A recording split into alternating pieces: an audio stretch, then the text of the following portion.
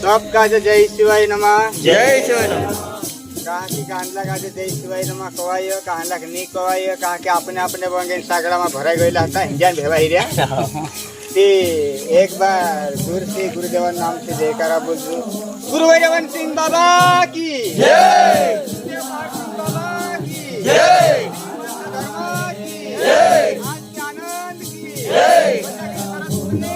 जय।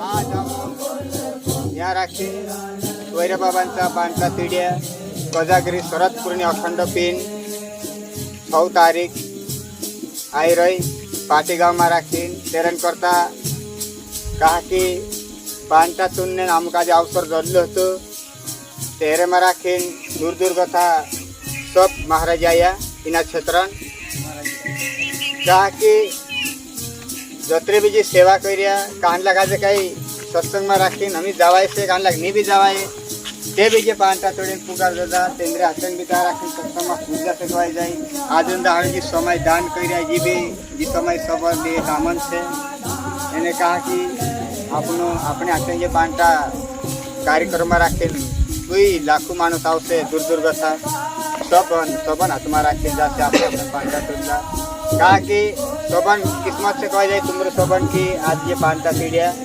तुमरो सबन गुरुदेव आशीर्वाद आपसे सबन भलो हिस्से सब काजे जय शिवाय। जय शिवाय।